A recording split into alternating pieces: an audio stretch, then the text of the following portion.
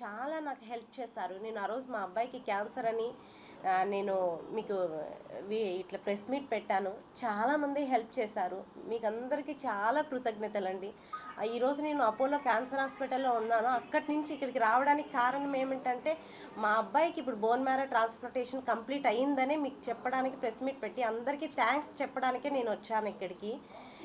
ఇంకొద్దిగా హెల్ప్ కావాలి, అందుకనే నేను ఇక్కడికి వచ్చాను.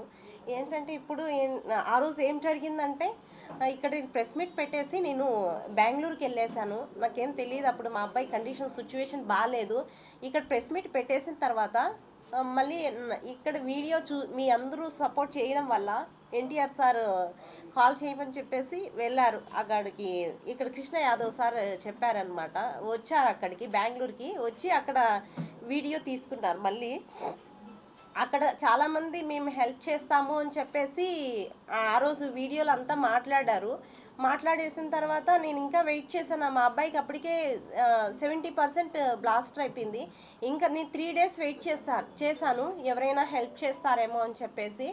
ఇంకా అప్పటికి నాకు ఏ కాల్స్ రాలేదు. సరే ఇంకా నేను ఏం చేయాలో తెలియదు కానీ నాకు వీడియోలు చూసి విద్యాసాగర్ సార్ కాల్ చేశారు. విద్యాసాగర్ కాల్ చేసి అమ్మ నేను మీకు హెల్ప్ చేస్తాను, మీరు ఫస్ట్ గవర్నమెంట్ దగ్గరికి వెళ్ళండి అని చెప్పేసి గవర్నమెంట్ దగ్గరికి వెళ్ళాను. అప్పుడు రామ్ ప్రసాద్ రెడ్డి సార్ మినిస్టర్ అనమాట. అప్పటికప్పుడు నాకు 3 days నేను వెయిట్ చేసిన తర్వాత ఎవరైనా హెల్ప్ చేస్తారేమో అని చెప్పేసి నేను వెయిట్ చేసిన తర్వాత కానీ మళ్ళీ 3 days ఎందుకు వెయిట్ చేశానంటే నా దగ్గర ఏం సపోర్ట్ లేదు, నేను ఎలా వెళ్ళాలి వేరే హాస్పిటల్కి అని చెప్పేసి నేను ఉండిన తర్వాత మళ్ళీ ఏం జరిగిందంటే అంతవరకు ఏ కాల్స్ రాలేదు. ఆ రోజు ఎన్టీఆర్ సార్ వీడియో కాల్ మాట్లాడిన తర్వాత అందరూ వచ్చారు, ఒక ముగ్గురు మేము హెల్ప్ చేస్తాము అనేసి. మళ్ళీ 3 days వరకు ఏం రాలేదు కాల్స్. తర్వాత మళ్ళీ విద్యాసాగర్ సారు నన్ను కాల్ చేసేసి నువ్వు ఫస్ట్ అక్కడ గవర్నమెంట్ దగ్గరికి వెళ్ళండి అని చెప్పారు. మళ్ళీ నేను గవర్నమెంట్ దగ్గరికి వెళ్ళేసి రాంప్రసాద్ రెడ్డి సార్ దగ్గరికి వెళ్ళేసి అక్కడ మాట్లాడి అప్పటికప్పుడు నేను నైట్లో వెళ్ళాను 8:30కి వెళ్తే అప్పుడు అక్కడ ఆఫీస్ వాళ్ళు ఏం చెప్పారంటే ఏంటమ్మా మీరు ఈ టైంలో వచ్చారు అని చెప్పేసి, మా అబ్బాయి కండిషన్ చాలా సీరియస్గా ఉంది, హాస్పిటల్ వాళ్ళు మీరు వెళ్ళిపోండి అని చెప్తున్నారు అని చెప్పేసి చెప్పాను. ఓకే అని చెప్పి అక్కడ వాళ్ళు కానీ మీరు తిన్నారా లేదా, ఏంటి మీరు ఇట్లా వచ్చేసారా అని చెప్పేసి అక్కడ నాకు ఒక భోజనం ఇచ్చి అక్కడ నీళ్ళు తాగమ్మా నీకేం కాదు, మీ అబ్బాయికి ఏం కాదు, మేము ఉన్నామని చెప్పేసి మళ్ళీ అప్పటికప్పుడే లెటర్ టైప్ చేసేసి మళ్ళీ మార్నింగ్ సీఎంఆర్ఎఫ్ దగ్గరికి పోయేసి నేను మళ్ళీ సచివాలయం దగ్గరికి వెళ్ళాను. అక్కడికి వెళ్తే నేను సీఎంఆర్ఎఫ్ వాళ్ళతో మాట్లాడి అక్కడ వాళ్ళు 11 lakhs ఫస్ట్ ఈ 11 lakhs తీసుకునేసి మీ అబ్బాయిని వేరే హాస్పిటల్లో జాయిన్ చేయించండి అని చెప్పారు. Already LOC Apollo cancer hospital Teynampet Nandanam అనమాట చెన్నైలో, అక్కడ తీసుకున్నాము ఎల్ఓసి. మళ్ళీ అక్కడి నుంచి తీసుకొని వచ్చేసి ఇక్కడ ఇచ్చామన్నమాట. ఇచ్చేసి అప్పుడు ఫస్ట్ జాయిన్ చేయించేసాం చెన్నై అపోలో హాస్పిటల్. అప్పుడు వాళ్ళు నాకు 10 lakhs డిపాజిట్ చేయాలా, బిఎంటీ కదా అని చెప్పారు. నేను వాళ్ళని అడిగాను అనమాట, సార్ నా దగ్గర ఇప్పుడు 10 lakhs అర్జెంటుగా నాకు లేదు సార్, నా దగ్గర నేను కావాల్సంటే మీరు నాకు చెక్ ఇవ్వండి అని చెప్పారు. ఓకే నాకు 2 days టైం ఇవ్వండి, ఫస్ట్ అడ్మిషన్ తీసుకోండి సార్ అని చెప్పేసి నేను చాలా వాళ్ళని బ్రతిమలాడాను. సరే అని చెప్పేసి వాళ్ళు అడ్మిషన్ తీసుకున్న తర్వాత నెక్స్ట్ జాయిన్ చేయించారు. ఈ జాయిన్ చేయించడం వల్ల మీ అందరి సపోర్ట్ అనమాట. అదే నాకు ఎన్టీఆర్ సార్తో Krishna Yadav sir, next Vidyasagar sir, minister sir, next అందరూ నాకు ఫోన్పే చేశారు. చాలామంది నాకు తెలియదు కానీ నాకు తెలిసిన వాళ్ళ పేర్లు చెప్పాను. టీటీడీ వాళ్ళు నాకు చాలా సపోర్ట్ చేశారు. మా హస్బెండ్ టీటీడీలో కాంట్రాక్ట్ బేసిక్ మీద డ్రైవర్గా వర్క్ చేస్తాడు. అప్పుడు వాళ్ళ టీటీడీ ఎంప్లాయీస్ అందరూ చాలా సపోర్ట్ చేశారు. నేను అక్కడ జాయిన్ అయిన తర్వాత మళ్ళీ టీటీడీ వాళ్ళకి లెటర్ పెట్టాను అనమాట, ఈ 11 lakhs సరిపోదని చెప్పేసి. సరిపోకపోతే సార్ ఈ 11 lakhs సరిపోదు, 40 lakhs ఇచ్చారు సార్ వాళ్ళు అని చెప్పేసి. తర్వాత వాళ్ళు టీటీడీ వాళ్ళు ఓకే అని చెప్పేసి ఇచ్చారనమాట అమౌంట్. అందరికీ చాలా కృతజ్ఞతలండి. మీరందరూ లేకపోతే నేను లేను ఈరోజు. ఆ అబ్బాయి హెల్త్ కండిషన్ చాలా బాగుంది. బోన్ మ్యారో ట్రాన్స్ప్లాంటేషన్ కంప్లీట్ అయ్యింది. ఇప్పుడు మీ అందరు సపోర్ట్ వల్ల ఇప్పుడు హాస్పిటల్ ఏం జరిగిందంటే 20 lakhs అనేది కావాలి. ఆ 20 lakhs అంటే ఇంకా 20 lakhs కడితేనే మేము ఇస్తామని చెప్తున్నారు. ఎందుకంటే చాలా హై అమౌంట్ అండి. ఈరోజు బిల్లు నేను చూశాను. నిన్నటికి నేను నైటే వచ్చాను. ఈరోజు నిన్న బిల్ వచ్చేసి 77 lakhs అయింది. నేను చెప్పాను మేము ఇంత కట్టుకోలేమండి, మేము చాలా పేదవాళ్ళము, మాకు గవర్నమెంట్ హెల్ప్ చేస్తేనే, గవర్నమెంట్ టీటీడీ ఇంకా అందరూ ఫోన్పేలు వేసి హెల్ప్ చేసిన దానివల్లనే మేము ఇక్కడ హాస్పిటల్కి వచ్చాము. నేను అంత కట్టుకోలేను అని చెప్పి వాళ్ళకి చెప్పాను. చెప్తే అట్లీస్ట్ మీరు 20 lakhs అన్నా కట్టండి అని చెప్పారు. మేడం మేము అది కానీ కట్టలేము అని చెప్తే, లేదండి మీ అబ్బాయి సివియర్ కండిషన్ నుంచి అంటే 90% బ్లాస్ట్ అయినప్పటి నుంచి మేము ఇప్పుడు క్యాన్సర్ లేకన్నా ఏం లేకన్నా వాళ్ళ ఫాదర్ సెల్స్ ఎక్కించి ఇంత చేశాం కదా, అట్లీస్ట్ ఏదైనా 20 lakhs మీరు ఇవ్వండి, లేకపోతే మేము డిశ్చార్జ్ ఇవ్వము అని చెప్పారు. ఇప్పుడు 10 days అటు నుంచి మెడిసిన్స్ మేమే వాళ్ళ మెడిసిన్స్ అంతా ఆఫ్ చేసేస్తారు. ఎవ్రీడే బ్లడ్ ప్లేట్లెట్స్ ఎక్కించాలి. ప్లేట్లెట్స్ వచ్చి 12,000 అవుతుంది, బ్లడ్ వచ్చి 8,000 అనమాట. ఇప్పటికి 64 యూనిట్స్ ఎక్కించాము. బట్ అక్కడ బ్లడ్ కావాలంటే మనం ఏం చేయాలంటే డోనర్స్ అనేవి వెతుక్కోవాలి. అక్కడ నాకు చెన్నైలో ఎవరు తెలీదు, లాంగ్వేజ్ ప్రాబ్లం అనమాట.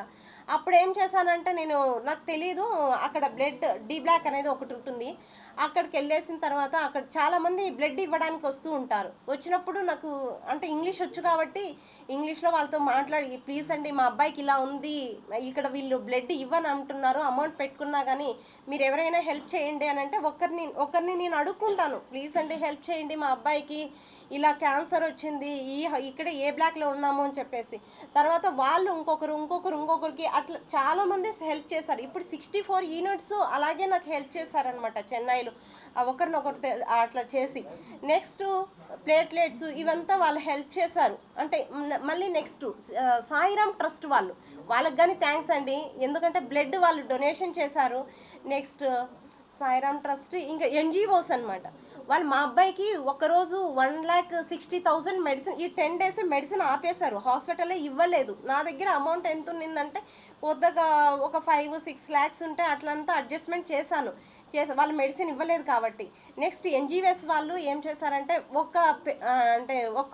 ఒక రోజుకి ఒకరు ఎన్జిఓస్ ఇస్తారనమాట. ఆ అబ్బాయికి మెడిసిన్ ఆపకూడదు అని చెప్పేసి ఆ మెడిసిన్స్ అంటే అవి తెచ్చిస్తారు మనకి. ఒక రోజుకి బిల్లుకి మేము పే చేస్తాము ఆ అబ్బాయికి అని చెప్పేసి అంటే హై అమౌంట్ ఇవన్నీ వాళ్ళు ఇచ్చారు. ఒకరోజు 3 days ఎన్జిఓస్ ఇచ్చారనమాట మాకు. నెక్స్ట్ నేను కొనుక్కున్నాను అనమాట బ్లడ్ ప్లేట్లెట్స్. ఇప్పుడు 10 days అటు నుంచి వాళ్ళు మెడిసిన్ ఆపేశారు కాబట్టి అన్నీ నేనే కొనుక్కుంటానా, నేనే చేస్తున్నా. ప్లీజ్ అండి ఇంత హెల్ప్ చేశారు కదా, ఈ ఒక్క సహాయం చేయండి. 20 lakhs కడితేనే డిశ్చార్జ్ ఇస్తామంటున్నారు, ఇది ఏదైనా చేయండి. ఇప్పుడు ఏంటంటే ఇవన్నీ ఈ నోట్స్లు ఏంటంటే మా అబ్బాయి చాలా ఎన్టీఆర్ ఫ్యాన్ అనమాట. 2 years ఇంటర్ ఫస్ట్ ఇయర్ నుంచి దీంట్లో అన్ని సాంగ్స్, డైలాగ్స్, స్టోరీసే ఉంటాయన్నమాట. ఆ ఎన్టీఆర్ మీద పిచ్చితో వాడు ఎంతసేపు ఎవరితో మాట్లాడేవాడు కాదు, ఎంతసేపు ఇవే చేసేవాడు అనమాట. ఏంటి స్టోరీస్, ఈ బుక్స్ అన్నీ చూడండి, ఇవన్నీ సాంగ్సే, ఇవన్నీ డైలాగ్స్, ఇవంతా స్టోరీ. నేను ఒక సినిమా తీయాలి ఇలా ఉండేవాడు. ఇప్పుడు మొన్న చెప్పాడు, ఇప్పటికి నేను హాస్పిటల్లో ఉండలేనమ్మా, ప్లీజ్ నన్ను బయట తీసుకెళ్ళి, నేను డిప్రెషన్లోకి వెళ్ళిపోయాను, నువ్వు ఇంత కష్టపడినాను 2 years నుంచి ఈ కష్టపడినా కాబట్టి నేను చనిపోవాలనిపిస్తుంది, నాకు టాబ్లెట్స్ ఇవ్వు, నేను చనిపోతాను, నేను ఇక్కడే ఉండి నాకు ఏదోలాగా ఉంది అని చెప్పి చెప్తున్నాడు. ప్లీజ్ ఎవరైనా అట్లా హెల్ప్ చేయండి అని, నాకు ఇంత సహాయం చేశారు, ఈ ఒక్క హెల్ప్ చేయండి ప్లీజ్. మేము చేతులెత్తి నమస్కరిస్తున్నాను సార్. ఎవరైనా సరే నాకు ముందు మీరు ఎంత హెల్ప్ చేశారు కదా, ఈ చిన్న సహాయం అని నేను అనుకుంటున్నాను. ఏదో ఒకటి చిన్నదో పెద్దదో ఒక ప్రాణాన్ని అందరూ కలిసి కాపాడారు కాబట్టి ఇప్పుడు కానీ ఎవరో ఒకరు నాకు సహాయం చేయండి సార్, ప్లీజ్ సార్. మీకు చేతులు ఎత్తి నమస్కరిస్తున్నాను సార్. మా హస్బెండ్ తరపున టీటీడీ వాళ్ళు మాకు చాలా సపోర్ట్ చేశారు. JEO madam, EO sir, next TTD employees మొత్తం హెల్ప్ చేశారు సార్. నేను ఒకవేళ ఎవరినైనా నాకు హెల్ప్ చేస్తుంటే ఐఎమ్ ఎక్స్ట్రీమ్లీ సారీ సార్, క్షమించండి. నాకు ఆల్రెడీ 2 days నుంచి ఫీవర్ వస్తుంది, అంటే స్ట్రగుల్ అయ్యి ఎవరైనా నేను మర్చిపోయింటే క్షమించండి సార్. మాకు thanks, very thanks sir. Please ఈ ఒక్క సహాయం చేయండి సార్, చేతులెత్తి నమస్కరిస్తున్నాను సార్. ఆ అబ్బాయిని డిశ్చార్జ్ చేయించండి సార్, మేము అదే కోరుకుంటున్నాను సార్. ఇంకా ఆ అబ్బాయి ఏం చెప్తాను, నేను చనిపోతానమ్మా, నాకు టాబ్లెట్స్ ఇచ్చేసాయి, నేను చనిపోతాను, నా వల్ల కాదు ఈ జీవితం, నేను భరించలేను, 2 years నుంచి నేను ఇలాగే ఉన్నాను, నా వల్ల కాదు, హాస్పిటల్లో ఉన్నాను 2 years నుంచి. లాస్ట్ 22 డిసెంబర్ 28 అబ్బాయి కాలు యాక్సిడెంట్ అయింది. కాలు యాక్సిడెంట్ అయిపోయి నెక్స్ట్ హ్యూమనిటీ పవర్ తగ్గిపోయి ఆ క్యాన్సర్ వచ్చిందనమాట. అప్పటి నుంచి ఈ స్ట్రగుల్ అనేది పడుతూనే ఉన్నాను. ఆ అబ్బాయి నేనే ఎంతసేపు హాస్పిటల్లోనే అనమాట. ఆ అబ్బాయి ఏడుస్తుంటే నా ప్రాణం పోయిన, వెయిన్స్ అనేటివి ఉండవు వాళ్ళ క్యాన్సర్ వాళ్ళకి, గుచ్చుతూ ఉంటే అమ్మ అమ్మ అని అరుస్తుంటాడనమాట. ఇప్పుడు కానీ మార్నింగ్ నుంచి నాకు డిశ్చార్జ్ చేస్తేనే నేను మార్నింగ్ నుంచి అట్లీస్ట్ రైస్ గంజి తాపుతారు ఆ అబ్బాయికి, అది కానీ తాగట్లేదు. నా వల్ల కాదమ్మా, నేను ఉండలేను, నేనే చనిపోతాను అని చెప్తున్నారు సార్. ఏదైనా హెల్ప్ చేయండి సార్. థ్యాంక్స్ సార్, మీ అందరికీ చాలా చాలా థ్యాంక్స్ సార్.